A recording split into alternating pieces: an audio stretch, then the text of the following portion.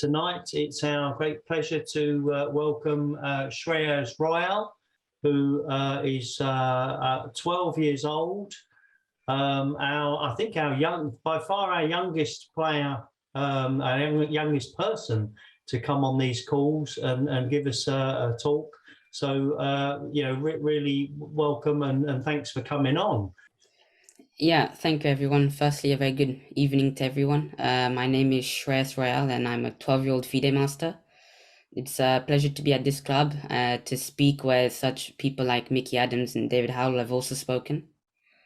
And so today I'll be showing you some of my best games to contain exercises which will test your tactical, strategical, and positional chess. So feel free to answer those questions, and please do it privately to me so you don't spoil the answers. But yeah, also if you have any questions about the game, feel free to ask. And yeah, okay, I might as well jump right into my first game. Okay, let me just share my screen.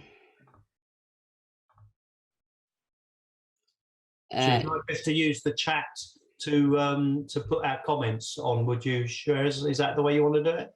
Yeah, so people can privately write, Right. but it's fine if they also want to speak. Right. Yeah. Okay.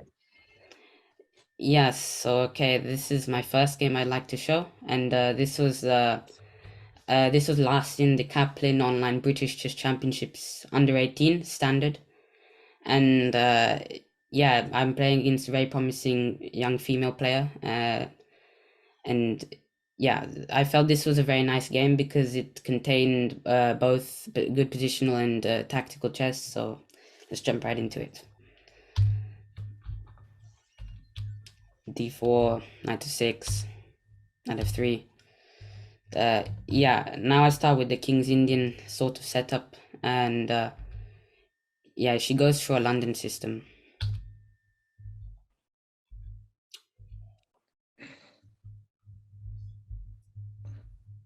Yes, yeah, so this is all theory. The idea for black in most of these positions is to try to get e5 in via rook e8 and bishop f5. And white normally just plays c3 and knight bd2 and becomes be solid like in most London systems, and sometimes go for e4 and d5 when they have enough protection. So yes, I play e4 here, and yeah, if you're wondering if she wants to take, which is part of the theory, I would just have knight e4, and we have a pin. I mean, yeah, she cannot take on d6 because we take on b2 and we win the rook, and therefore we win the pawn while having a strong knight on e4. And even though it's an option, she decides just to retreat. So I just develop.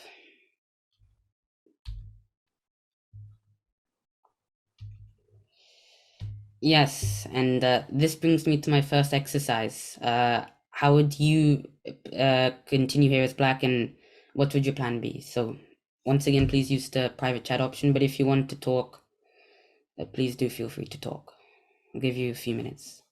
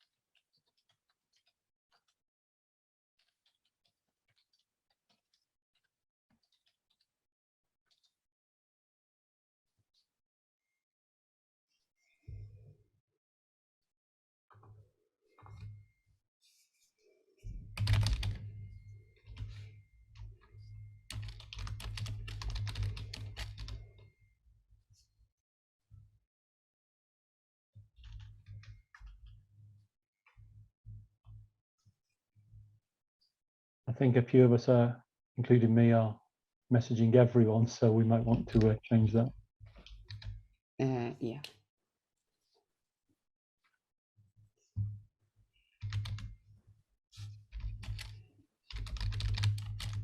There are, of course, many good ideas here, but what I felt, the idea I made is probably what I think is the best in the position, and it has like a plan. But all the ideas you're suggesting are also very good.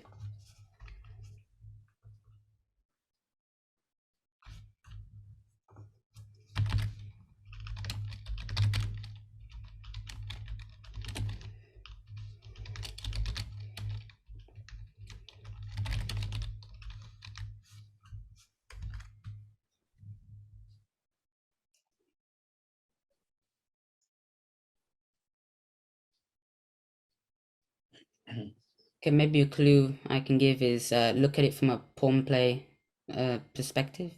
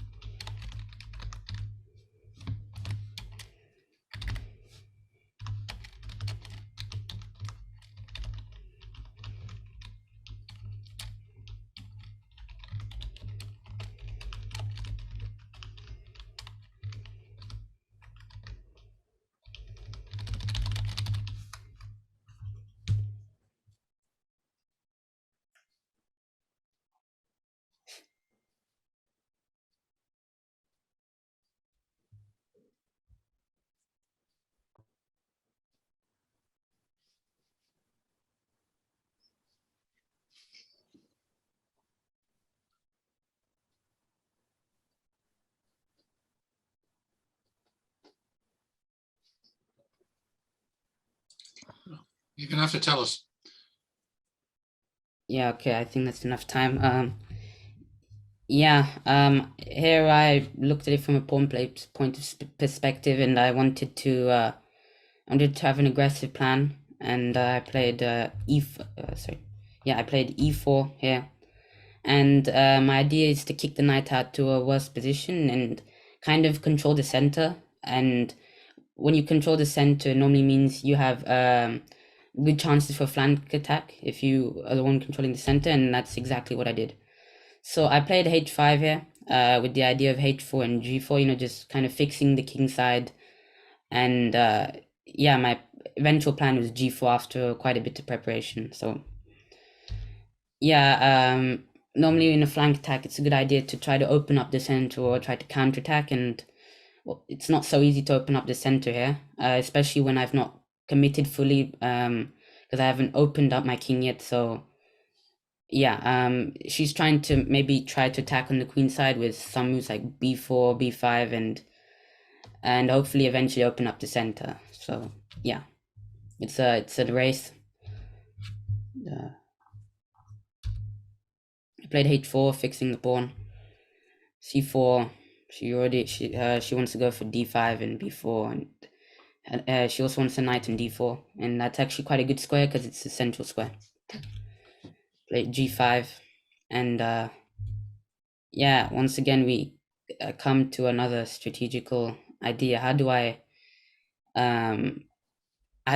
kind of continue here as black and help make my plan? How do I please give like a few moves, not just one move. Maybe 2 to 3 would be best. Isn't it? I mean 2 to 3 for black. It's white to move here, isn't it, Shreyas? No, it's black to move. So All right. yeah, it's black to move here, and by 2 to 3 moves I mean like if black had 2 to 3 moves here, what would he want to do except the obvious moves like knight d4, knight e2, yeah.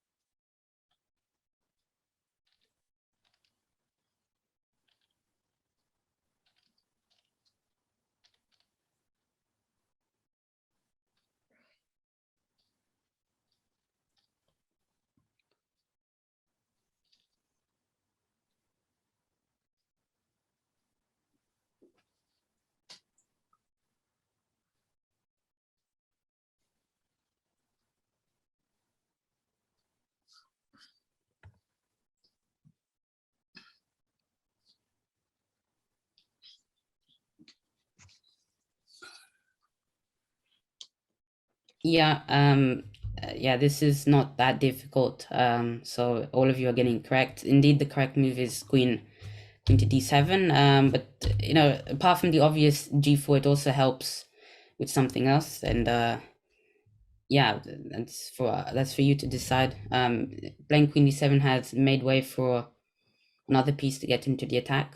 And yeah, once again, I'll give you 1 or 2 minutes.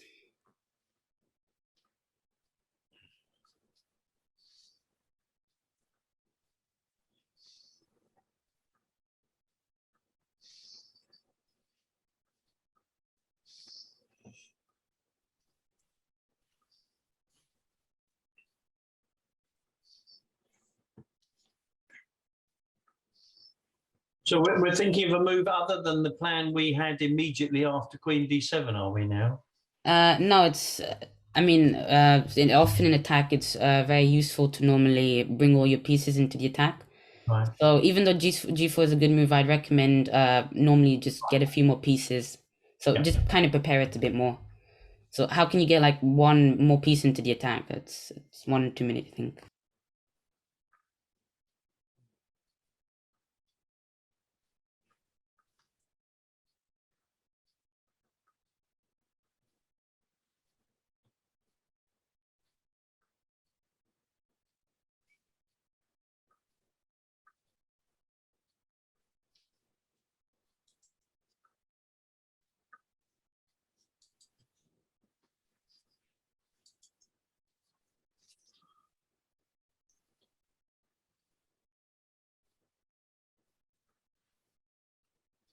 Um, do you want any more time? So far, 1 person's got it right.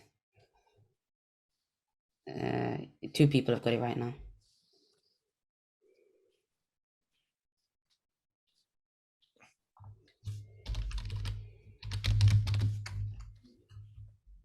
Yeah, okay, now many more people are getting it right. Yes, so indeed the correct move would be knight to e7 with the idea of getting to g6. And yeah, here it's 1 more piece in the attack, and that's normally very valuable in attack. So she tries to execute a plan on the queen side, and yes, it becomes a bit of a race, and she plays d5 here with the idea of getting the knight to d4. And actually my bishop would be having some trouble, so here I have to kind of be very quick to make sure that her knight d4 plan is not going to be so effective. So indeed, now is the time for g4. And yeah, I don't think there's any more moves here for white apart from taking. And yeah, here I choose to exchange of bishops because otherwise knight takes g4, knight d4 here, and I don't really want to give 1 of my bishops for the knight. Is top level is, I mean, even top level or any level, the bishop pair is normally very much valued. And even if you can't keep it, it's also good that your opponent doesn't have it. So, and also even here, he's creating a few threats, so just taking this. So yeah, choose to take with the bishop here. Yeah, she goes knight d4. And once again, I bring 1 more piece into the attack because I know I've got time. White is not threatening anything that immediate, so my plan would probably be somehow to get a rook lift here. But of course, the bishop's protecting, so maybe do some stuff like knight e5, and the idea of that would be knight d3, which exploits the pin and the queen being here. And so maybe yeah, sorry, if you played b4 here, actually maybe even knight e5 now would be a very good move, because yeah, we can get it to an outpost. And another good idea is to get knight to outposts because they're very good there and you can't really kick it out. So yeah, after b4 I decided to take. There's quite a few good moves there, but I decided to force the matter, and because I decided it would be best for my knight to occupy the g4 square. And yeah, now I feel black may have just a clear advantage here, because he's just got much better pieces. White's pieces look a bit of a mess. You know, they just kind of don't look like they have any clear plan. Even though she wants some stuff like c5, it's too slow and it's not effective enough. And here for black, we can even have moves like this and this. And of course, we can take and get a rook lift. So it's just many good ideas here for black. But yeah, this is maybe this deserves actually like a this, because it's kind of a nothing move. Yeah, maybe something like c5 here would be better.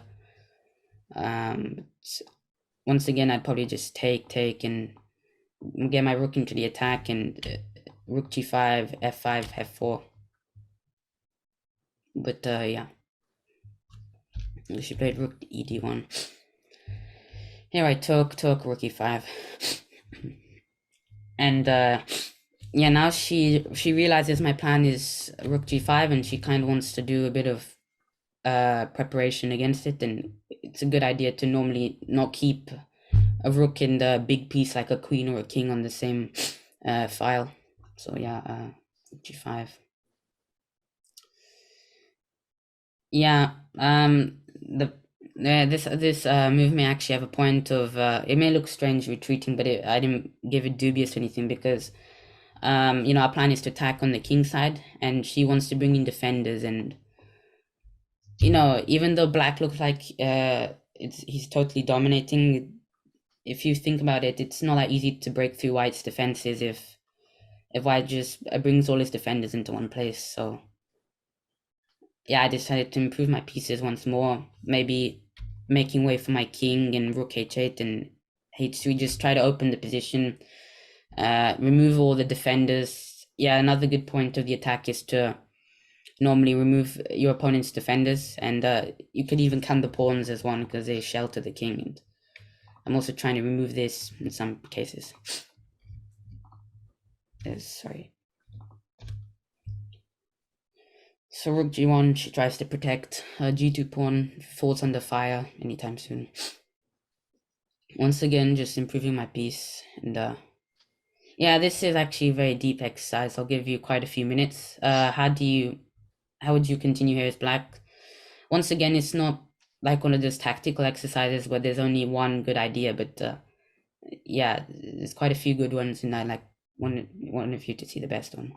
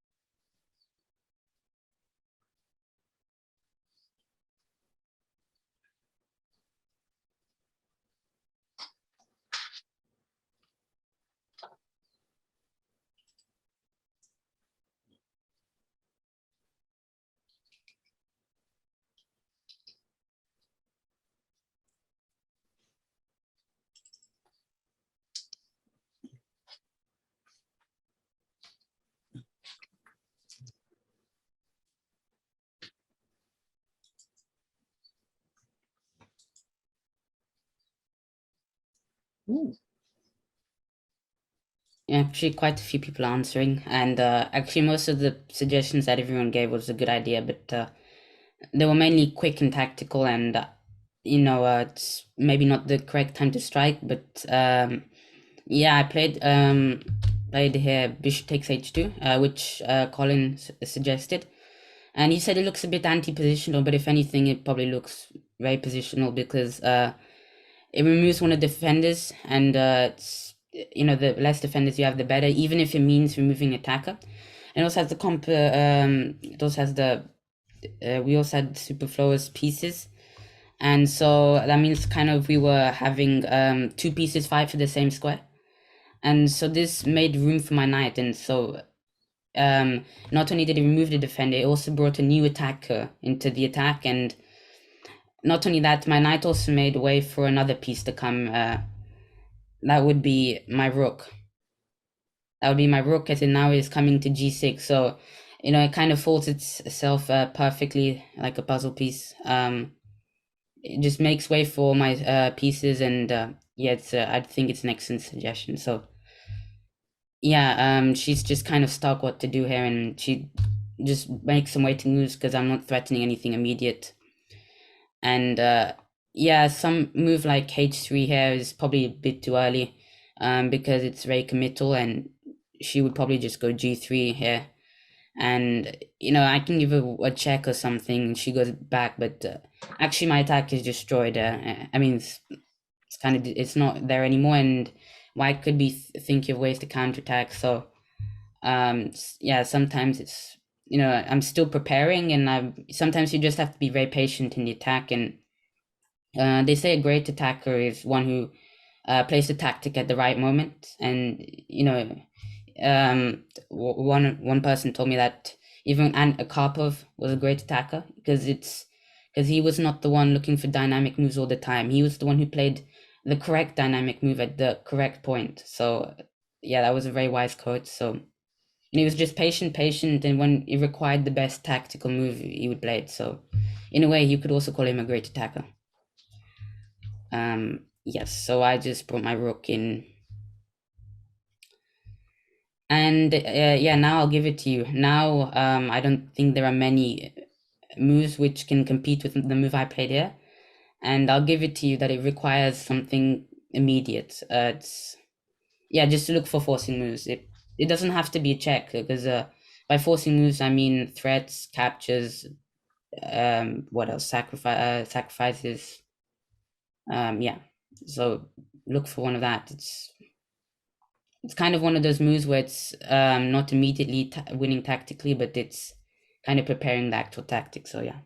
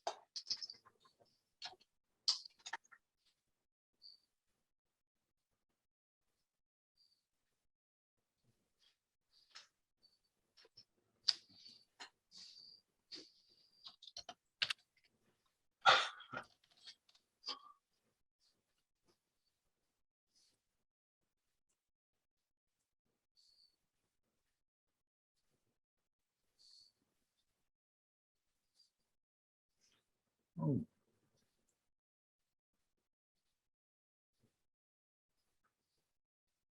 Mm. Yeah, okay, quite a few people are starting to find it now, and the first move is rook g3, and that's correct. Yeah. So, I mean, it's not only a cheap trick, you know, just hoping that white falls into this terrible move, terrible blunder, and that we managed to checkmate him.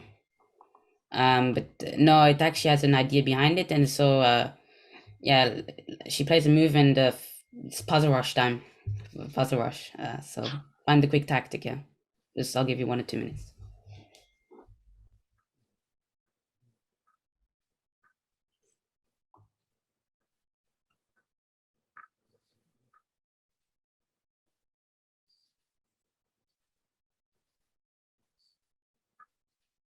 Once again, look for absolute forcing moves, like even more forcing moves than the last one. Mainly checks. Look for checks.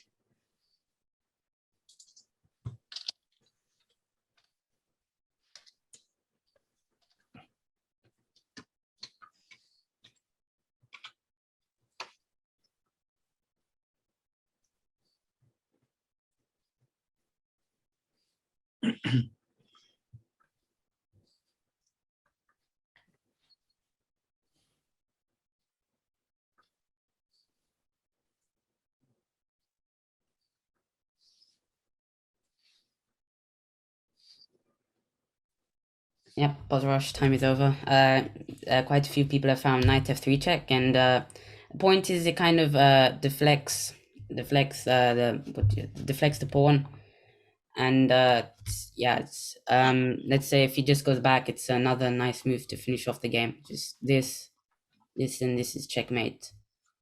And yeah, if she just takes here, then this is checkmate. So she does probably the best move, which is knight f3, but this is still pretty hopeless because we take, and it's kind of funny that she cannot take any of this, because once again she would fall into checkmate here.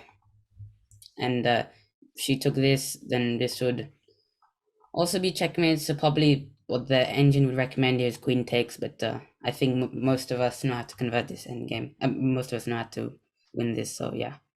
But yeah, it's okay. So she gave a check. I just moved back, and yeah, she cannot do anything. So yeah, this was actually probably my best game at the time. I was really proud of it. It also won the best game prize. Very good finish. Nice game, yeah. Nice game. Yeah, thank you very much. Yeah, rook g3 was very nice. Mm. Yeah, yeah. Can I ask a question about your planning? When you played knight c6 to e7, you'd obviously decided that attacking on the king side was the thing to do in this position. I was looking at it, and it wasn't totally obvious to me that a king side attack was the only way to play the position. Can you say how you came to that decision, or is it stylistic? I mean, it's kind of both. I mean, I kind of got myself into the habit of asking questions to myself. Okay, where do I want my pieces? And I realized most of my pieces were facing towards. I mean, they were towards the king side, and I felt that maybe this could be a weakness. And so I thought, okay, how can I?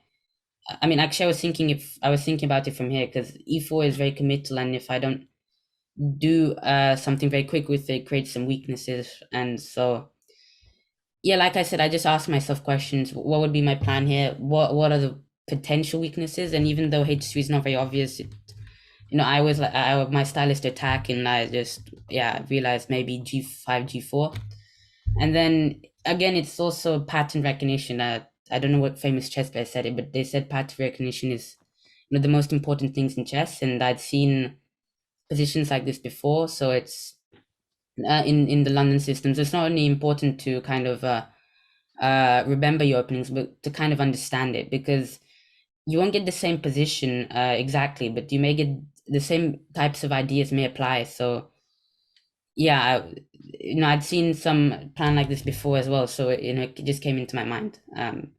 But if you hadn't seen this position before, then I just recommend look for the weaknesses in White's camp. And even though he doesn't really have any, h3 is kind of very deep one. But I guess it kind of comes with training your ability, and yeah, it will come naturally. So yeah, any more questions? Yep, thank you.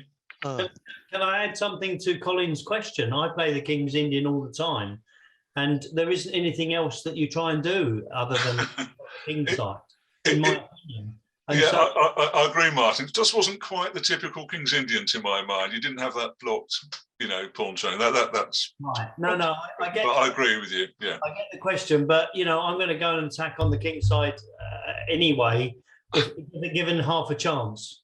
Right. Yeah. The thing is, where else is Black going to play though? Yeah, that's true. He only has one knight on the queen's. I only have one knight on the queen side, and I guess I could try for some Also, move like rook b8. I mean, once you play that e4, you're committing yourself to the kingside attack, aren't you? Really? Okay. Yeah. After e4, yes. Yeah. Okay. Yeah. But White's got as many pieces on the king side as Black was partly prompted my question. Yeah. Yeah, so I kind of just kicked one out. That's why it was helpful. That's why it was easier to attack. Okay. Oh, Yeah. I had a question. I mean, so this looks like a positional imbalance. I mean, skewed towards attack on the king side. So is that what you look for positionally to say that, okay, everything is, looking towards the king side. So let me start attacking, or at least start building a plan. I mean, I would recommend you start building a plan because White probably has his. But actually, to be honest, it's not so easy to find the plan here. Like I said, it was also helpful for the pattern recognition to help me find it.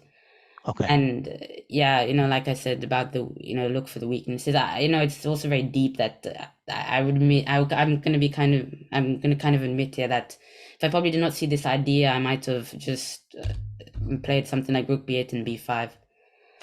But you kind of have a plan. You kind of have to have a plan, because if I just play this like most people recommended, what's my plan eventually? It's just. So maybe because of the lack of plans here for Black, it also maybe kind of made it obvious for me. Okay. Yeah, so it's, yeah, like I said, you kind of train your ability, and then sometimes it just comes naturally to you. So yeah. Thank you. Yeah, no problem. Any more questions? No. Okay, then I'll just move on to my next game. Yeah, actually, maybe not this game. Yeah, this game. Yeah, this was actually my first Grandmaster win. It was very recent. It actually happened in July, not on 27th, but it was 2nd of July. And yeah, I had struggled to this guy. I played him a few times before, 2 times before in June, and it was just one of those old GMs which was kind of hard to beat. I thought maybe I need to play aggressive against him to beat him, but no, he was also very good dynamically and positionally. He was just kind of good at everything. His rating may be low, but it's because he still has the love for the game. He still plays quite a bit, and in his prime he was around 2600. So yeah, but yeah, I played d4, and yeah, actually, funny thing is I've beaten him twice. The first time was this one, and this was kind of a flawless positional game, and the second time I beat him was mad. It was full of complications. So yeah, this game I'm more proud of because I don't think I actually made any mistake or inaccuracy. And the best feeling is outplaying a GM positionally, because that's probably what they're best at. They train their positional understanding, and so yeah, that was also a very nice feeling here. Yeah, so this guy was an expert in the Boger Indian, and this is how the Boger Indian normally starts. And yeah, I played bishop d2 c5, and he was literally an expert in this line. He played this almost every time, and the other 2 times I just failed against him, and other 2 times I played g3. And before I played him, I thought this line wasn't very much, because actually here probably c5 isn't the most common. It isn't the most common, but I also thought it's probably not the best either. When there's such moves like a5 or the main line queen e7, yeah, maybe even just take and go for some Queen's Indian sort of stuff. I just saw this just kind of looked a bit silly, because It had double pawns, and unlike the a5 line, it's the rook did not have an open file. So yeah. So yeah, here I did preparation. This was my preparation. Going for a3, and it's actually quite a natural line. It just came to me naturally. I realized the last 2 times I just struggled against him, and I'm a big fan of Finn catching my bishop in almost any opening. I play King's Indian, Catalan, and whatnot that doesn't Finn catch the bishop. I used to play Sicilian Dragon, so it was kind of a difficult decision for me for doing this. But when I analyzed this with the engine and with the online database, it looked quite comfortable, especially if he doesn't know what he's doing. So took. Yeah, I mean, I took with the rook here because ideally in the Burgundian, your knight wants to be on c3. So yeah.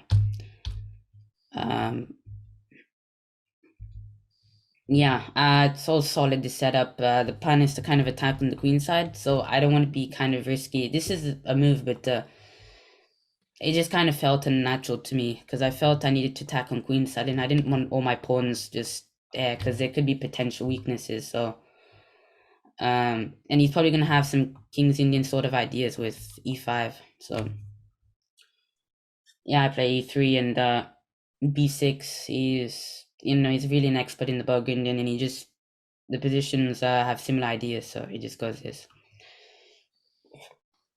Yeah, actually maybe the main line, or at least what I'd analyze with the engine, goes like this,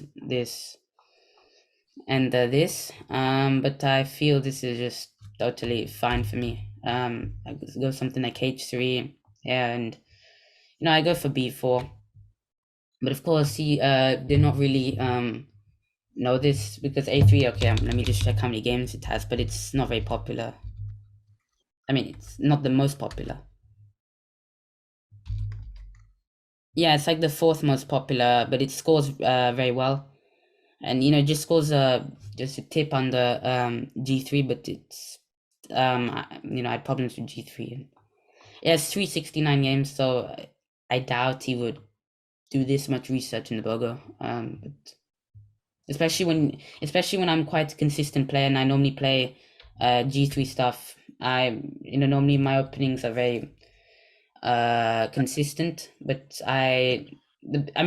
good tip I recommend is not playing so much openings. Just know the openings you play very well, and play 1 or 2 openings against each line. But yeah, just know them very well. So yeah, I decided to deviate and onto the game.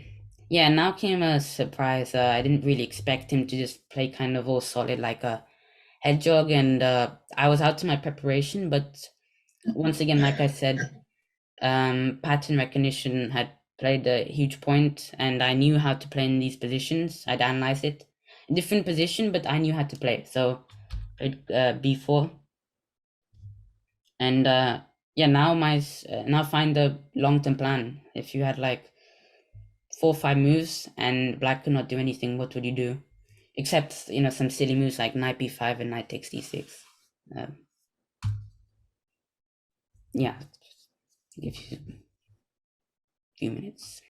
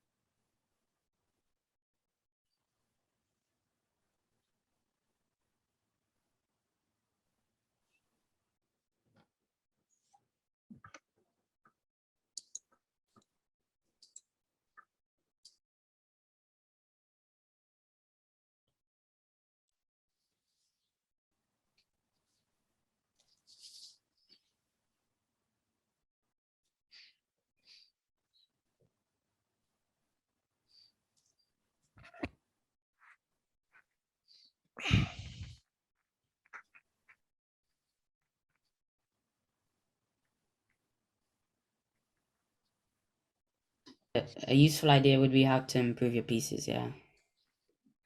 Where do I want my pieces? Just ask yourself that question.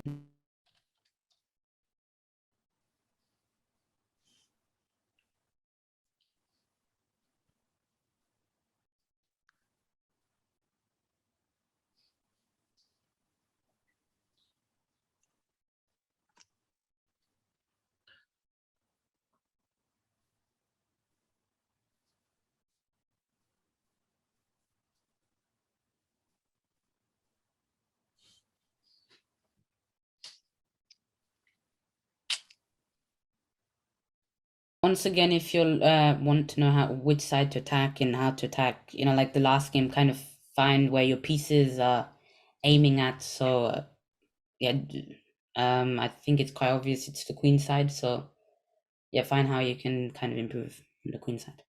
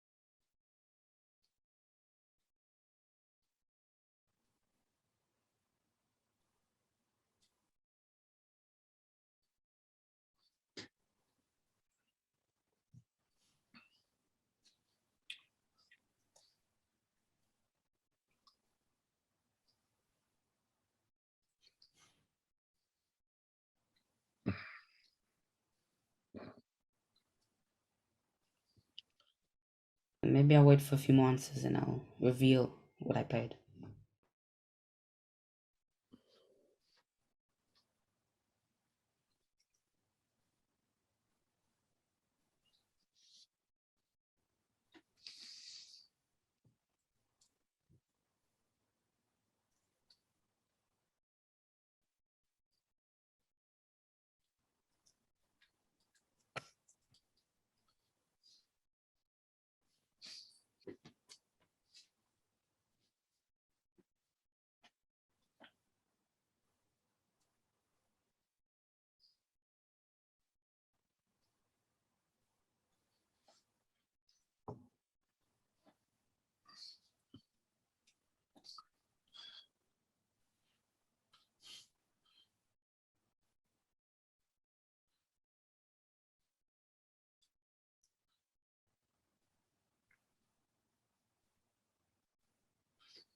You're going to have to tell us. Yeah, okay, so I played here queen, I played queen b1 here, and I've drawn a lot of arrows, but yeah, so eventually my plan was to get in c5, so I needed to get b5 in first, so okay, let's maybe do it one by one, and let me just remove all the arrows. And so first my plan would be b5. I mean, okay, maybe first rook fc1, then b5, but yeah, he's probably just kind of forced to play a5 immediately, and then I want my knight here, and then I want my rook on c1, and then I double, and then I do this, and it may seem like a long plan, but actually black cannot do very much here, and I mean, at least he demonstrated that he didn't put much counterplay until I got my ideal setup. So yeah, the knight to 2 part, moving my knight to b3. Once again, I was just asking where my pieces would all be. I realized it was on the queen side, so I was like, okay, if quite a few of my pieces on the queen side, if my pawn structure is there, if my bishop's kind of aiming there, my knight and rook already there, then why not bring all the pieces? Why not commit fully? So yeah. Yeah, okay, I mean, it's kind of an exercise, but since I've kind of already revealed my plan, maybe I won't give it as an exercise. So yeah, like I said, my plan is b5, knight a4, rook c3, and knight b1, and still not much changes. I was kind of clueless, and he just kind of did some weird moves here. And yeah, okay, first actually I did a important prophylactic move. So I was just maybe overcautious, but maybe it's useful. So first of all, I was just blunting the bishop. I thought maybe in some weird setup he would just do rook a7 and queen. So wait, let me just remove all these. Yeah, I thought in maybe some crazy setup, when I would play b5, he'd do rook a7, queen a8. So I did f3, and not only that, it's kind of multifunctional because when I want to bring my knight to b3, the e4 square maybe come under fire, and maybe you could bring the bishop in or the knight in and attack my rook on c3. So yeah, it's kind of a multifunctional move, and this is normally how you play good positional chess, by looking for multifunctional moves, just moves that do two good things at once. So yeah, I had time. If he wasn't doing anything, then I had time. So yeah, from the last year, I think I developed extreme patience, because all my best games before was just sometimes find the combination very tactical, but now I've realized to be patient and slowly just improve your pieces. And even though I can't resist my urge of sometimes finding dynamic plans, it's I try to control it. It's much more controlled. But if you play against such strong players, like I don't know if any of you were following Hull, they're gonna be merciless. I was looking for these dynamic plans because I was just stuck. I couldn't find anything, and sometimes it's not always dynamic, and I had a very bad turn when I got 1 out of 9. But yeah, it's just it's depends on how the position wants you to play, because sometimes I was looking for unnecessary dynamic plans, and them being IMs and GMs, I probably wouldn't survive. Yeah, so once again, he's just kind of my opponent's kind of stuck. He's just trying to do some moves, maybe swing his queen here and here, because now he's realized his idea was bad, and so yeah, he did that after I got improved my pieces. And it's actually here he may be going for d5, and he just needs a pawn break. Like I said, he needs to open the position, because my king is actually quite safe for now, but if he opens it, I don't have any defender, so yeah. Well, when you played Queen B1 right back there with a 4 or 5 move plan, yeah, if Black had guessed the plan a bit more accurately, he wouldn't have bothered playing Queen B8 or whatever he played, would he? So did Black have a better defense to your plan? Okay, I mean, he might have actually saw my plan. I think he has, but maybe he just kind of got stuck like halfway. Maybe he might have seen something. Maybe thought maybe getting his queen to a8 is useful, but he just realized it was too slow. Probably the best way to continue, I should maybe put this, is probably this, and just maybe try to make use of this pawn, because it's just kind of cannot be protected. So maybe this and b5, at some tactical positions, but it's actually not very easy to create the plan here for Black. So actually, maybe the actual mistake that got him into all this trouble was just this move. But it also took some skill to convert it, and yeah, he queen e7, I would say, is probably the best, and maybe sometimes e5, d5. Just look for some active pawn break, because if you don't do anything like he did for the first 4 moves, it can be fatal, and it was fatal apparently. Sorry. Yeah. Okay, so we've already been through all this. Yeah, so okay, so like I said, my plan is c5, just kind of destroying his structure, and of course, I need it when he doesn't have enough defenses on it, and maybe I can just bring my knight here. My knight will be active. I've got like passed pawn. Just open the position. There's no point of all this preparing if you're not going to open the position at one point. And yeah, he's just trying to bring more defenses towards my plan. He also realizes it now, and yeah, this is probably a critical moment, and now Black is starting to counterattack, and my c5 idea is not prepared just yet, because first of all, he may just have some taking and counterattack, but Most importantly, he has this, and so this is why first my plan was this. But yeah, I need you to find a good idea here for white that stops. That kind of not stops. It kind of what's the word? It kind of defends before we go for the blow.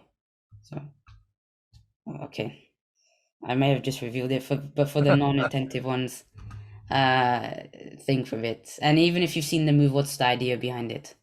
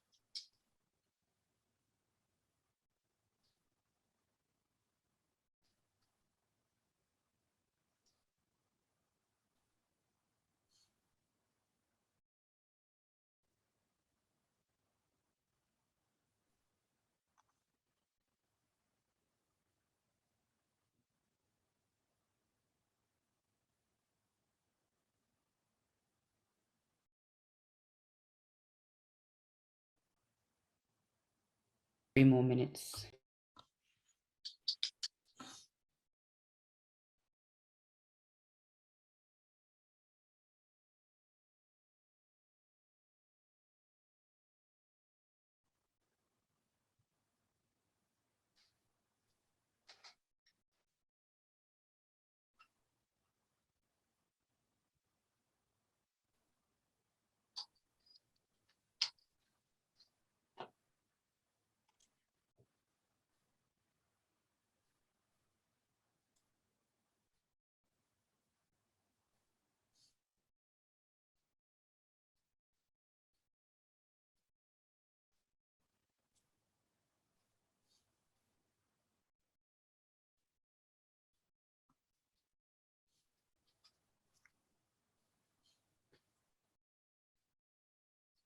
Two move plan. So may I just need like 2 moves for white.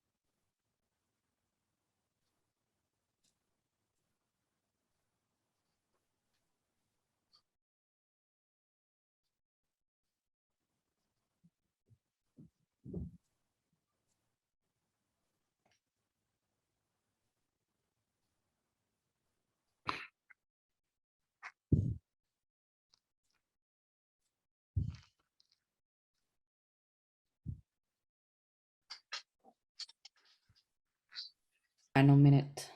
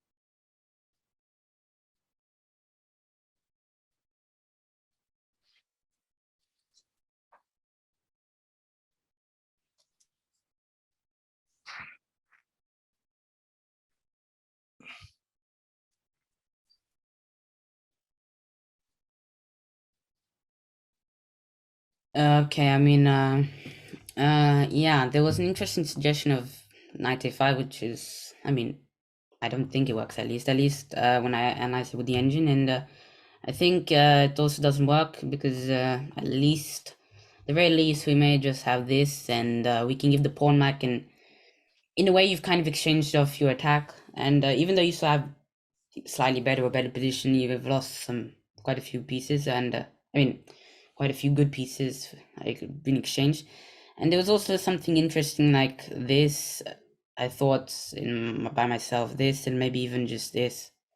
Maybe if he takes, then just knight takes c5, and I think you've got two pieces for a rook and a pawn, and well, normally that's enough. And yeah, I mean, maybe we can just play a4 knight b3 and slowly make use of the weak squares and pawns. So yeah, I mean, knight a5 is interesting, but I think those two moves, those two ideas are gonna counter with it. And yeah, I mean, the point of this exercise was to kind of be a bit prophylactic, and I mean, it's in an yeah, and a good idea is that when the queen is far away from the king, it's a bit dangerous. At least it's a good thing to keep in mind. When the queen is far away, the king is kind of vulnerable. So I'm just kind of bringing my queen back in prep, back in action in case if he just so it goes queen e7, and like I said, to prepare c5, I've got to get my rook to c2. So if I get my rook to c2, it does not protect this square. And if, okay, let's say my rook was here takes, suddenly my queen is kind of, kind of blocked by my own rook. And so, you can just do this. And I mean, maybe there's nothing immediate, maybe there's nothing at all, but it's best not to take the risk. It's best to not allow your opponent any counter chances if you're just totally better or winning. So, yeah. Play queen b2, and yeah, now that's I would like to call it prophylaxis. It kind of stops his idea, and yeah, once again he's just kind of waiting with maybe the slight idea of just kind of going h5, but maybe making way for the back rank and getting that extra square. And yeah, now I go for this because, like I said, I think even c5 here, knight d5 should be problematic. So yeah, finally my attack is prepared, and okay, I mean maybe it's kind of obvious because I prepared the attack the whole time, so maybe I won't even give it as an exercise, but okay, I'll give you 1 or 2 minutes.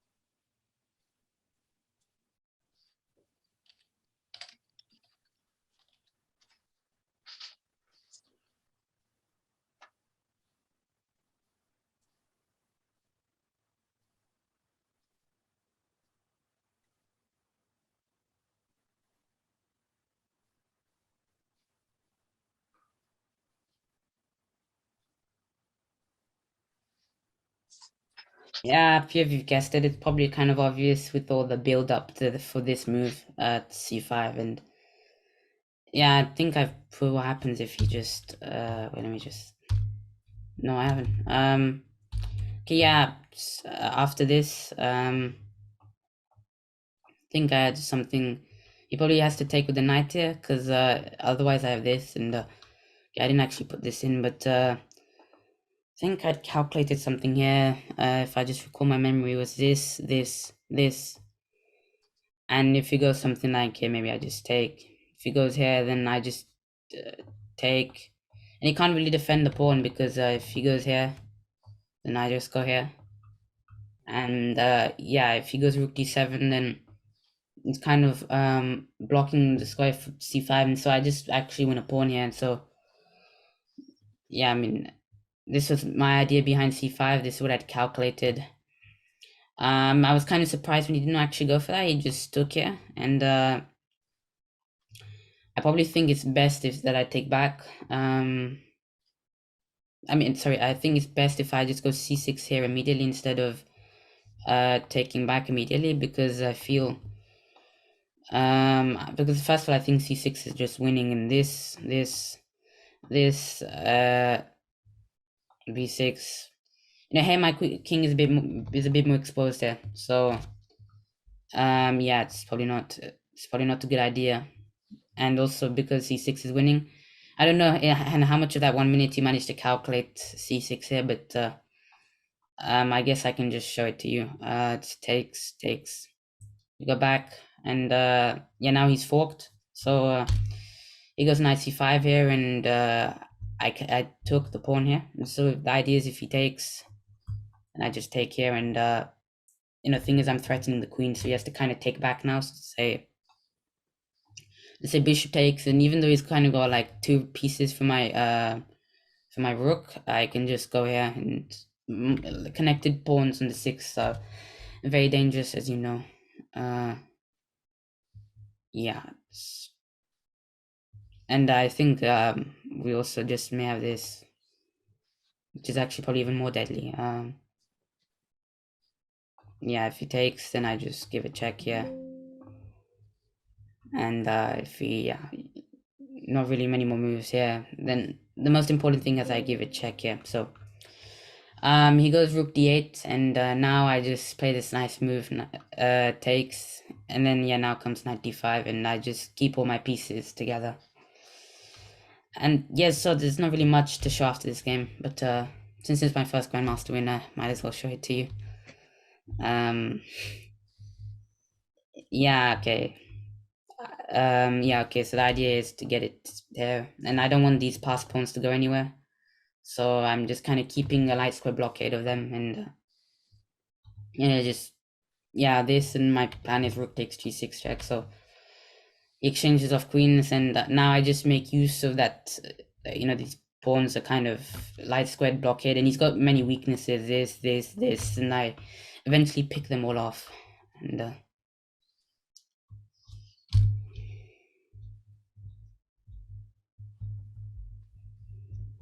so at this moment on July 12th, July 2nd, I'll be my first Grandmaster in Standard Chess. Well done. Congratulations. Very nice. Yeah. Well done. Thank you. Are there any questions? Because if there isn't, we can just go for a break. But if there is, then feel free to ask. Well done. Yeah, very good. It's really noticeable how you're showing positional type game. Well, your analysis in your games and your what the puzzles you're setting us, and you know, it's quite refreshing, because I mean, obviously we get this on occasions, but normally it's a bit simpler, as in what's the best move or combination, but this is much more plans and positional, which is great. Yeah, that's why I kept them as my best games. Yeah, because normally my style is to attack and all that, but there have been occasions where I've been showing some good understanding. So, and this is also a really positional game. The game after this, I'm planning to show like 2 more games, and this game is like probably the most maneuvering game I've had. Maybe not the most accurate, but the most maneuvering, and the game after this is an attacking one. So this game will be testing your long-term, meaning like seeing what happens long-term in the position. Okay, we better get cracking. Yeah. Okay, great. That could be tough. Would you? Yeah, this game I would say is tough. I just once again was looking way ahead.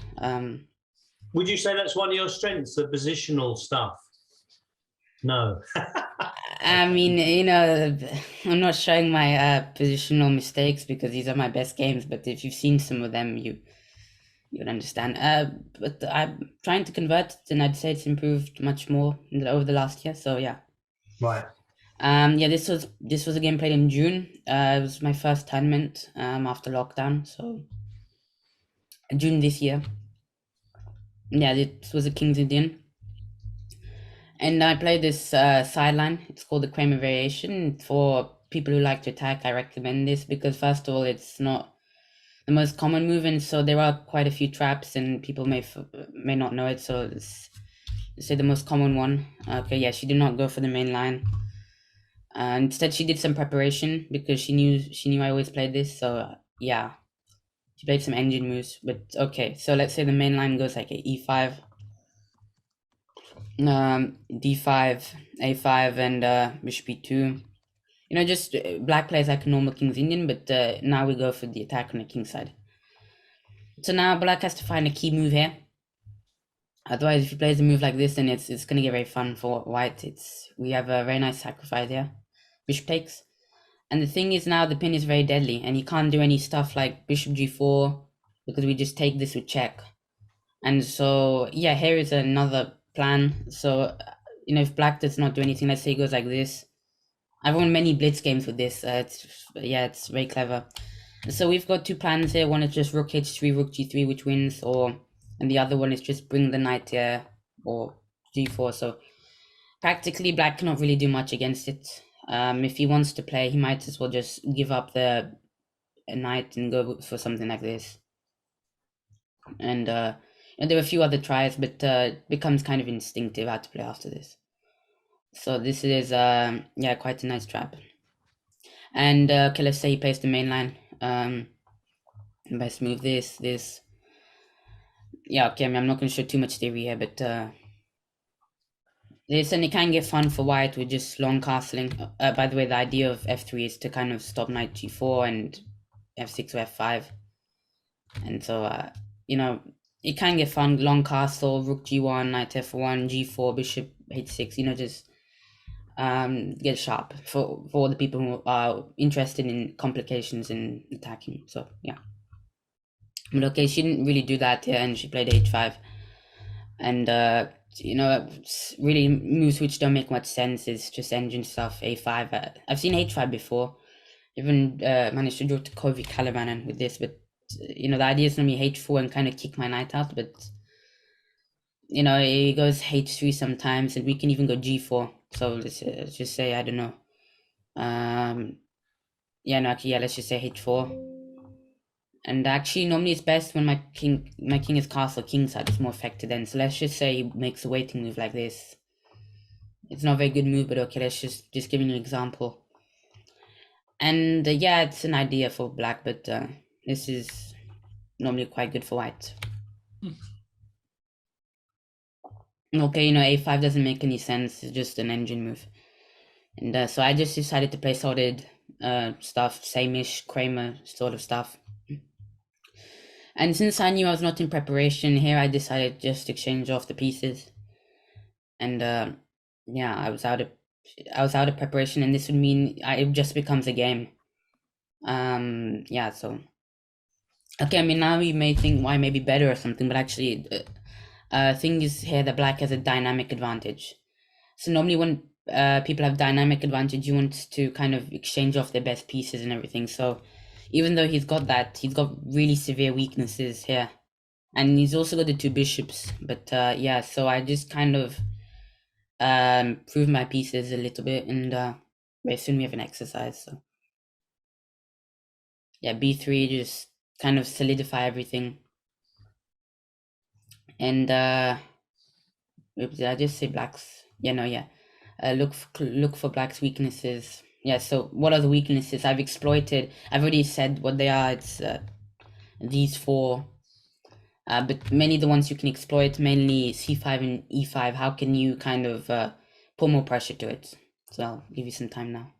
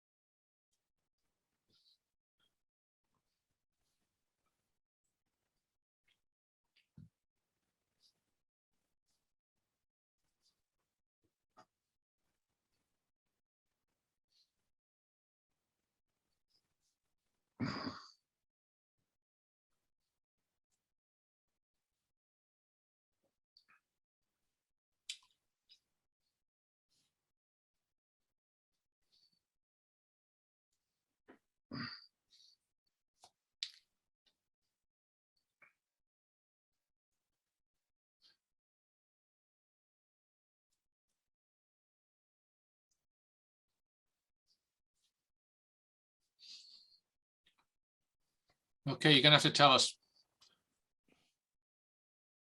Okay, so yeah, I need my knight on d3. So yeah, I played bishop d3 here. This makes way for my knight. Actually, there was an interesting suggestion of castling and actually getting the knight this way, which actually I didn't even consider. But there's a reason I wanted my king in the center. I mean, I don't want to spoil why, because maybe that's another exercise. I think it is. But yeah, I want my knight on d3, so I want to move it to c1 and go bishop c2, knight d3. And so yeah, I force his rook back, knight c1. And yeah, now keeping my king in the center comes useful. Yeah, just find another plan for him. I mean, how would you continue? Which exchanges are good, which exchanges are not?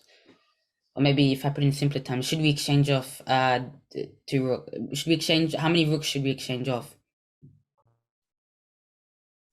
All of them.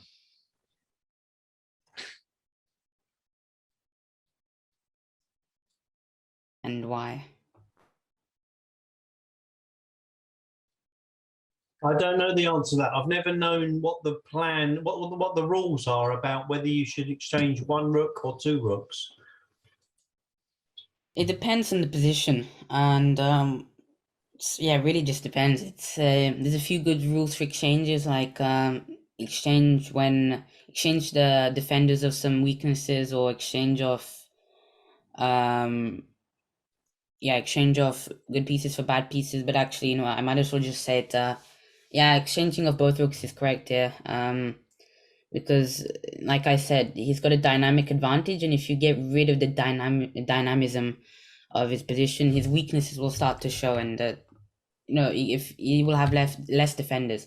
So it kind of uses the fact that we exchange of kind of defenders for the two rooks, and yeah, so we exchange of two rooks and exploit weak pawns for the knights. So yeah, I did it like this, and okay, maybe it wasn't the best idea to find a plan here, because there's a much more maneuvering plan I would like you to find soon.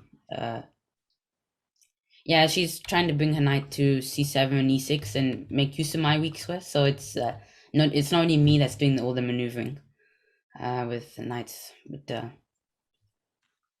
I mean, to be honest, she's kind of forced. It's not really much that she's doing wrong here. So yeah, because if she doesn't exchange, then I guess we control the d file, and yeah, knight d3 and all that stuff. So yes, I exchanged it off. Yeah, okay, now this is the deep exercise I want you to look at. Find the plan. It's probably, it may be a bit too hard, so I'll give you a few clues. Where how do I improve the bishop on d1? I think you all know that I want my knight on d3, so you know the remaining piece of the bishop, you can't really improve the king, because it's very, I mean, it can't really be improved. But for the bishop, how can you improve it? It's gonna kind of surprise you on which square it wants to be. I mean, make it possible. Don't say something like c8 or d7, because that's not gonna happen.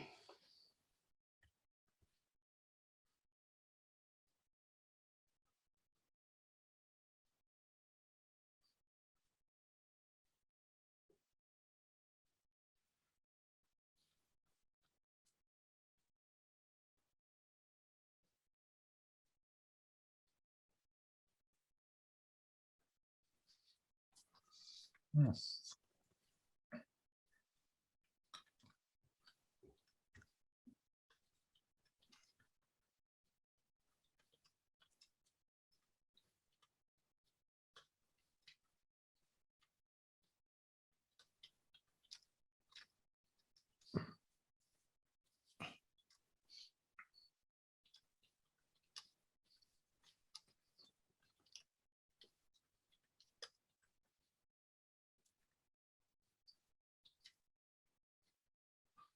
I don't see how you can improve the bishop. Okay, like I said, it was very difficult. But actually, a few people have got it. One person said, "I would like the bishop to get the bishop to d5." I mean, okay, that's very optimistic. And I mean, first of all, I don't think we can even get it there. But it's interesting. Maybe if we get it there, because we can fix our pawn structure. I mean, not fix our pawn structure, but kind of get a pass pawn. But actually, two people have already got where we want the bishop. It's to get the bishop to h3, and that's you may be thinking, why h3? Because, well, we want to get it to h3 because, like I said, sometimes, you know, you can use kind of these rules to help you know when to exchange, like exchange off the better piece or exchange off the defenders. And as you can see, the knight is a defender here. He's defending this pawn. So, you know, from here I decided, okay, how do I improve my bishop? Actually, from here I'd actually just decided that okay, I need both rooks off and I need my bishop on h3 because she's gonna put a knight on e6. And yeah, the idea is to get the bishop to h3 because, like I said, this knight is a good piece and it defends his pawn. And yeah, I get it via e2, f1, and e3. So yeah, I mean, bishop h3. Yeah, okay, she kind of said a bit of a trick. It's a kind of a cheap trick. I can't obviously take it because of this and this. So yeah, I sometimes get very excited and I blunder very simple things. So yeah, it's still good to keep in poker face. So yeah, here I play king. Here I play king g2, and you know, she goes back, and here I play knight b6. So, you know, I'd seen this way before. I was kind of thinking that okay, he wants f5 at some point, because if he doesn't get f5 in, then how is he supposed to avoid not losing the pawn? So yeah, he got f5, and then I realized I needed to wait. I kind of need to force the bishop into Zugzwang and kind of get it on d6 so I can get my knight invading, and that's exactly what I got. And now my idea is to give a check and take this pawn. So here he played knight f8, and yeah, it's another 2-3 minute exercise. Find the best move for white here.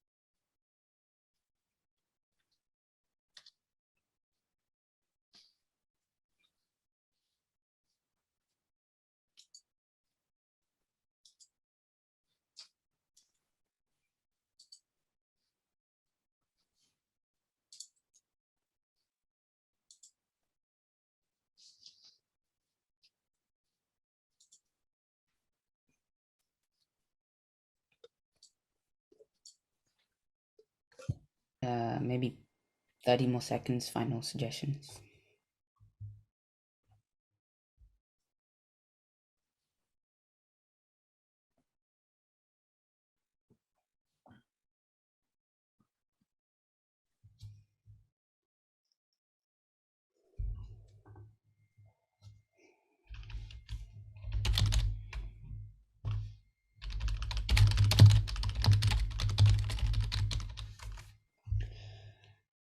Okay, maybe. Yeah, okay. A few people have found that it's G4.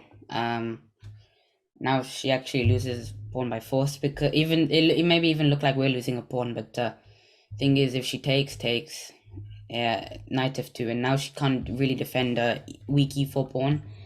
And once again, we improve our knight to a better place, and once we put the knight on a4, I don't really see her stopping us from taking, because even if, okay, let me just play the moves, but even if she plays something like knight d7 after knight a4, knight e6, we always got the useful g5, and our bishop is alive once again. So let me just play it out for you. It's a g5 once again, my bishop is alive again, and it controls the square, so e3, the pawn's not going anywhere. Yeah, so e3, 96. I took, and yeah, now we're gonna be a pawn up, because these two pawns are really weak, and it's kind of lost by force. And so yeah, I won't really give in. There's not really any more exercises here, but I'd be happy to show you the technique. Yeah, so I was kind of going around in circles for a little bit, because I was kind of getting excited and playing a bit quickly, not, because I was proud of myself for finding such long maneuvers. But I still have to finish it off, so I needed to do a bit of maneuvering again and get my knight to d3. And after a bit of calculation, knight b2, yeah, I calculated all this, and now I realize that king c4, and now it's going to be a win, because now we can transfer knight back to c3 and stop his pass pawn, and so stop her pass pawn, and yeah, now she can't really stop me from taking the other pawn, and yeah, she resigned. Yeah. So That's quite a complex last Ending. Yep. of 10, 15 moves. And I think I half followed it, but it was kind of a good plan, wasn't it? yeah, yeah, like I said, once again, it's about the best way to find these long plans is where you want your pieces, where are your opponent's weak points. Those are pretty much the main things I was looking out for. And so kind of from here, I'd kind of constructed, I needed both rooks off the board, and I needed my knight, and I needed my bishop on h3. Okay, not here actually, I needed from 98. I realized that, because I realized knight is going to e6. She will double protect the pawn, and so how can I get it off the board? Then I look for unlikely squares, and I realize, oh, even at the corner of the board I can get it off. That's, yeah. Any questions about this game? Shouldn't Black have done something about his white square bishop much earlier? Anything better earlier? To be honest, actually, I think it wasn't actually really a real mistake. Like even in the some of the games that Carlsen plays against his opponents, he just slowly outmaneuvers them. It's not really like one big blunder. Unlike today and yesterday by Nepo. But like in the sixth game, if you've been following the World Championship, yeah, it just kind of slowly grinded Nepo out, and it just slowly the advantage was getting from slightly better to much better. And okay, I guess Nepo kind of made an immediate blunder by the engine, but to be honest, I felt it was already losing, even though engine thought otherwise, because it was objectively very hard. And even here it says it's like equal for Black. So okay, maybe if I was to put anything as a mistake, maybe c6. Just kind of allowed me the option of doubling pawns, so maybe this is a mistake. But to be honest, she probably defended well in the endgame. She saw my plan, she improved her pieces herself. So it's just one of those games where at the end you couldn't really do much, except it was just an opening. Probably a bad move here. Yeah. Even the engine said it's equal here, but objectively speaking, you should also see how easy it is to play. And at least if I was Black, I can't really see any easy stuff, because I'm objectively forced to exchange rooks, and after that I'm on the defending side for pretty much the rest of the game. So if I was Black, not as White. So yeah, I'll probably go through my final game, probably my best game, I would like to call it. It was in this tournament was actually a very successful tournament for me. I was very close to actually getting my iron norm. I just needed the last 2 rounds to win, and yeah, I'd drawn to Grandmasters, International Masters, and yeah, this was probably my best game. This was played in August 23rd or something, and yeah, this is 3rd round. So okay, let's get into it. So yeah, actually, funny thing, I have a funny history with him. He was I played him before in an online game, and he actually played very accurately. So I think he might have been a cheater or not. No need to accuse him, but actually his account was closed a few months later, and yeah, he just totally destroyed me in that game. Then I came to Hungary, and I played him once there, and that was a crazy game. Both sides were equal, winning and losing. It was a Catalan. It was actually this same opening. He played this exact same check, and I'd prepared this, and he played like a stonewall against me in that first game, and then I just managed to win that game. But it was a crazy game. And actually, the second game was like a Chigorin, where I was black, and yeah, that was another game which if I'd won, I'd probably be showing today. But the thing was, I make some of these horror blunders, and I managed to make it there. And yeah, so yeah, this was the 3rd time I played him, and so far the last time I've played him. And I'd done a preparation for Stonewall. I was kind of uncomfortable against the Stonewall, so I just did some preparation. And for any of you who played the Catalan and don't like playing Stonewall, this is the line I recommend. And so actually the main move here is something like this, and just go c6 or yeah, okay, c6, 94. You all know how the Stonewall goes. 95, 94, f5 castle, and yeah, but the thing with this, it was kind of avoided the Stonewall. Let me just read out the text. This was all part of my preparation. It's the last time I got into an equal Stonewall against him, and this line avoids the Stonewall. And it's tricky to play with black. This was all engine preparation again, so all engine preparation along with database. So yeah, like if you just play c6 now, we just have queen c2, and we can even have some fun. We can castle on the queen side, e4, bishop g5. Okay, I didn't actually put any of the lines here, but we castle along bishop g5, e4, just very fun. So you actually knew a little bit about it and played castles, and I played this. And went like this. And okay, I mean, yeah, h6 is the main move here, like take. And yeah, that was following a good game between Ding and Topalov, and that was like my model game for this line. That was the game I followed. It was actually this game. Yeah, okay, I can just quickly scroll through the game, and playing b4 and like this was how I wanted to play. But that's if he played in the main line, which actually he didn't. So yeah. Yeah, so okay, let's just get through what he played in the game. Yeah, so find the best move here for white.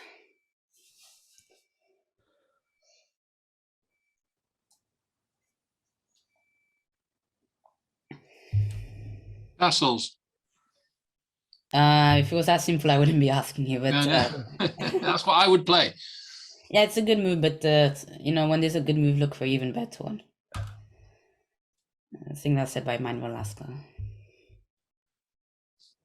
Is it e4? Okay, yeah, it only took 2 guesses for you to find. It wasn't that hard actually, so yeah, it's e4. And yeah, okay, the point is just kind of controlling the center, and it just destroys his pawn structure, and just kind of locks his bishop in and all that. So yeah, okay, I mean, I'm not gonna ask this question. Maybe it's better if I just say what happens after g5, just buzzer rush. Sorry, Shreyas, can I ask a question about why didn't black play bishop b4 check?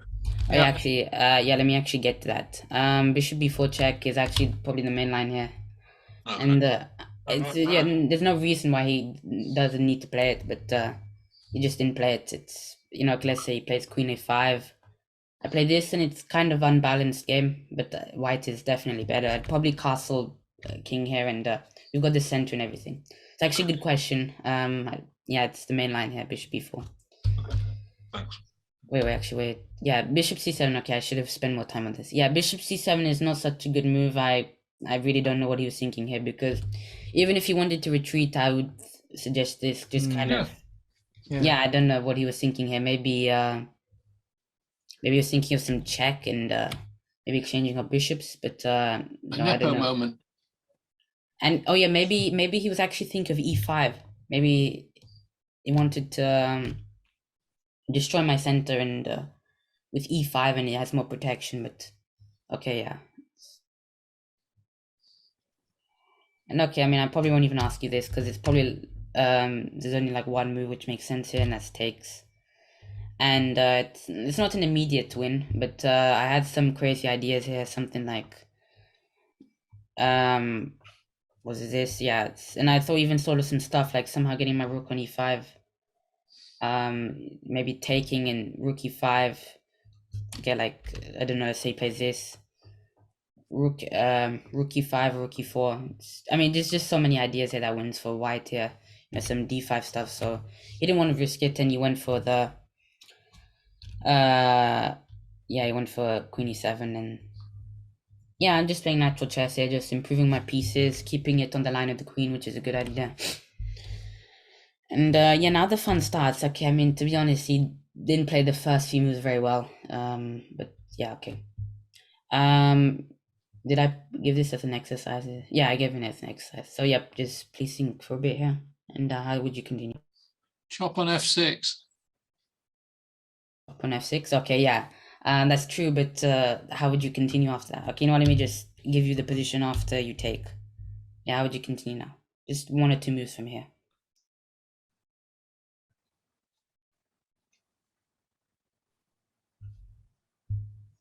Yeah, I'll give you 1 or 2 minutes.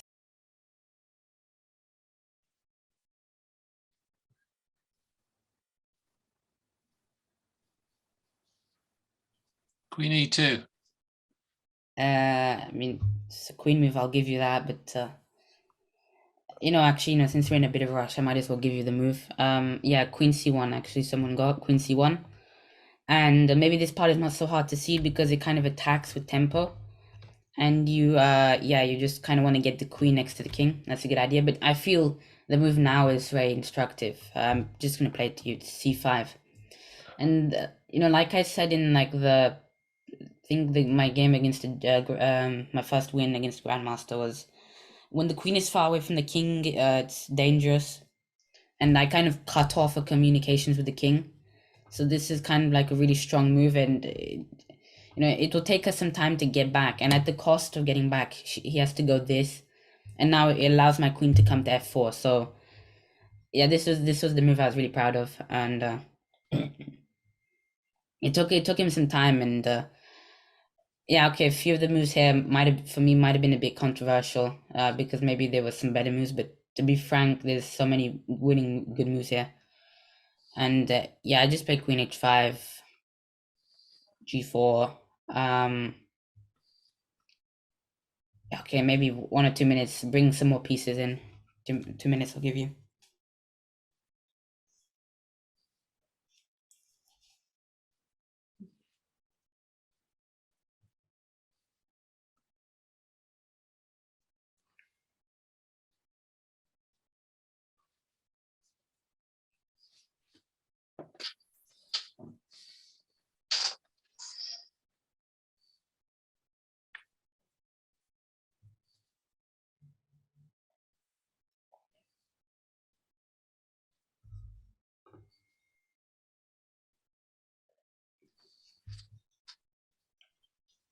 Yeah, it's a good idea. Knight h4, bishop e4 is a good idea. Bring more pieces in.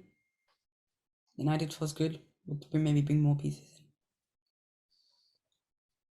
Rook e3. Yeah, great. Rook e3. Rook e3, yeah, I'm just preparing. I'm totally dominating. So rook e3, rook d1. And yeah, now I brought all my pieces here and find the best move for black. Okay, I mean, I'll just tell you the best move for black. If you put your prophylactic brain on, like I said, it's useful sometimes to, okay, I mean, I didn't say it, but it's useful sometimes to think of what's the best. If your opponent had one more move here, what would he do? And he didn't really think about that. And so the best move is rook h8 here, and yeah, well, that's because after b6 I have a killer blow here. 2 minutes. 1 minute.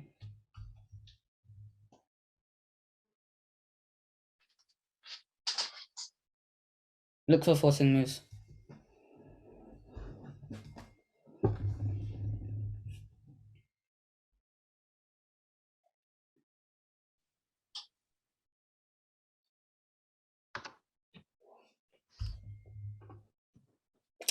Yeah, a few people have got it. I mean, you also have to calculate a bit here, that's the thing, but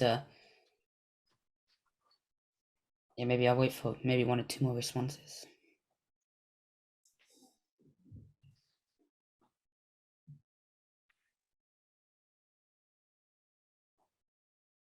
Oh. Yeah, that's interesting.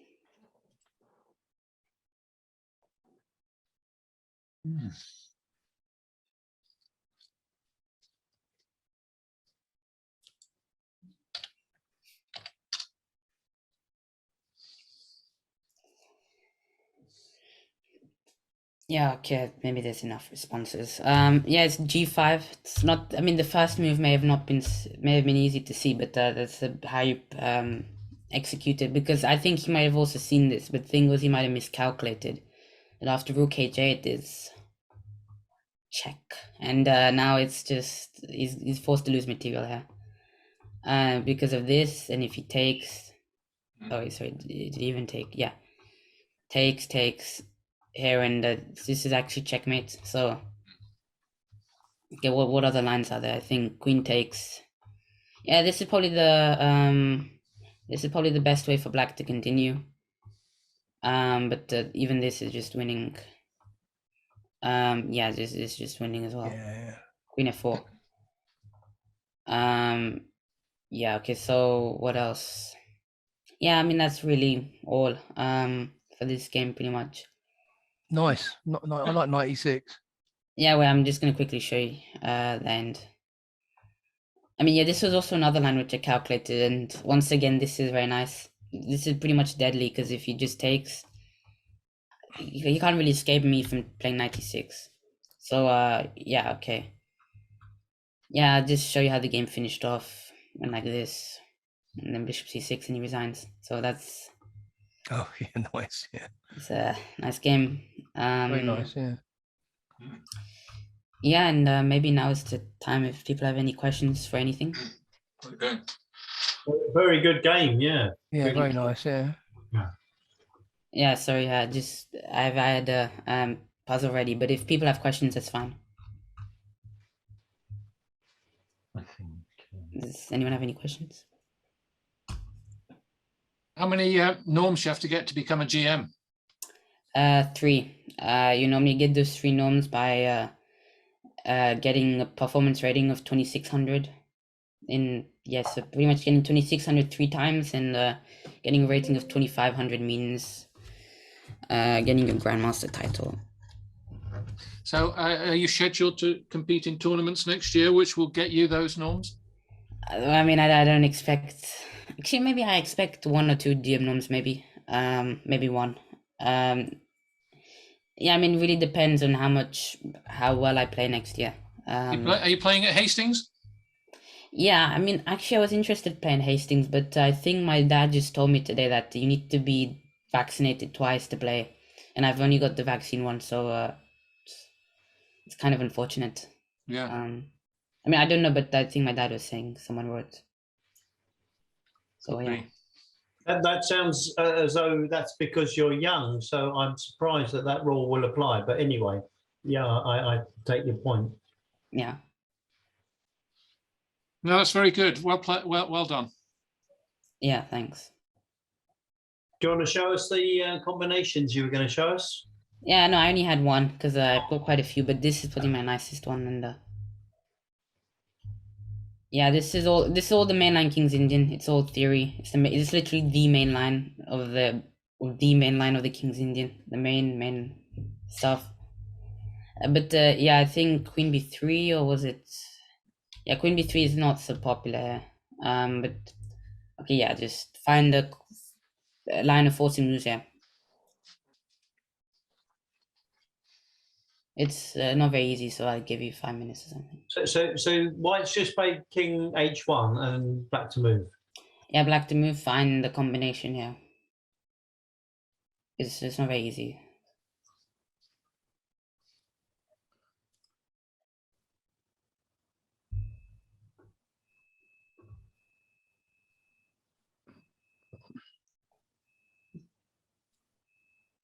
G3 is interesting. Yeah. Yeah, that's the first correct move. But how would you continue after here? Queen h4. It's a move. It's not the best move, but find some forcing moves. Bishop h3. No, I think I just take it. And the knight is also protecting the g2 square. Yeah, you can just say the answers if you want. No need to type.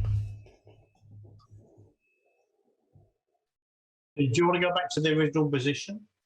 This is it. Oh, this is it. This is G3 is the move. Yeah. Yeah, Oh. G3 is right. Yeah. G3 is the move, right? Yeah. Okay. Yeah. Okay. It's what happens next is the question. Queen Pawn takes h4 looks pawn and good to take the me. knight. Yeah, it looks good, but there's an even better move. Oh, can we take on a7 and then play b6 to stop the bishop getting back? Yeah, okay. I mean, I don't know about b6, but you Okay. take on a7. Right Then move, you go Rob knight Rees. c5, and now the bishop cannot get back. So yeah, this was some nice tactics.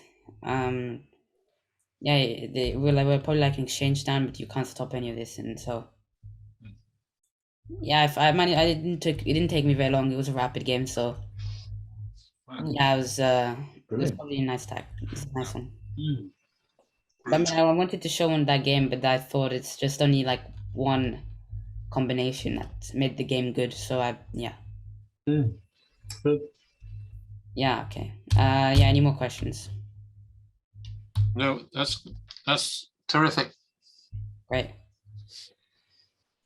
mean, I've got more exercises if you want. How long have you been playing chess, Shreyas? How long? I've been playing since I was 6 years old, so it's been 6 years. Okay. Okay. And you you, learn? Sorry? have you had a training program from the start, or? Not from the start, but from like last 3-4 years. There's been an accelerator program which helps promote bright talent in England. So, you know, they pay for the coaching fees and they do a few other little bits and pieces. Are you on chess.com? Yeah, I'm on chess.com. I'm more on lead chess, but I am on chess.com. What's your grade on chess.com? It's my blitz is 2484. I don't play them much anymore, but this is my account. It's MJ Ray 79. MJ Ray 79. Very good. Yeah, I play more. I'm playing much more lead chess. If any of you use lead chess? Yeah. Yeah. Yeah, my account on lead chess is Killer M 3000. Yeah, and I've got a much better blitz rating here. So yeah, this is my lead chess account, Killer M. Yeah, but yeah, I mainly practice blitz on lead chess, and play Title Tuesday on chess.com sometimes. Do you get in trouble for playing chess when you should be doing your homework? Not really, because I have particular times for chess, and but yeah, sometimes I do find myself watching things like World Championship or some other tournaments when I'm supposed to be doing homework. What do you hope to do in the future other than chess-related things? Well, I like maths and science, so some jobs that I can get there, so chartered accountant or I don't know, engineer or doctor or something, which requires those skills. Good for you. Yeah, good answer. Good answer. Well, look, I hope you succeed in that and obviously in your chess. Thank you. And thank you very much for coming on today. No problem.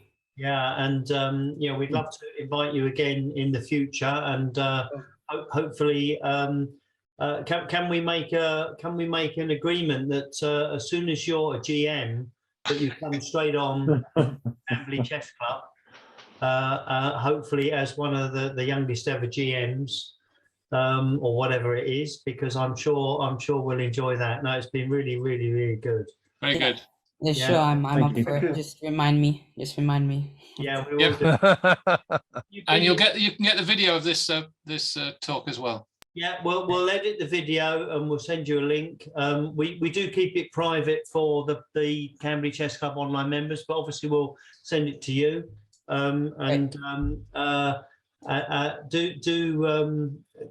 Everybody do catch up on all the other videos that are on there. And if you want to come on again, let us know. And I think that's who have we got next week? I'm just going to have a quick look. Jim Plaskett. Yes, we have. We got Jim Plaskett, so that'll be interesting. Yeah. If you want to join the others any time in the future, we'll send you the links as well. So Sure. you can join us anytime. Yeah. So on behalf of Camberley Chess Club, thank you very much for Yeah, thank you. Thank you very much. Yeah. Yep. Well done. Everyone. Well done, very well done. very clear and one of our best speakers, to be honest, in my opinion, in terms of clarity and message. And I think you've kept everybody on side, which is quite hard because it's easy to go off at a tangent or go too deep or not so deep enough. And I think you've kept us all on our toes and kept us all with you. So thanks again. Thank you. Yeah, thanks, Shreyas. Thank you very Thank you, much. everybody. Thank I've you. enjoyed it. Thank you. Thank you. Yeah, very much so. Yeah. Thank Thank you. you. Thank you. Good luck. Look forward to being back here.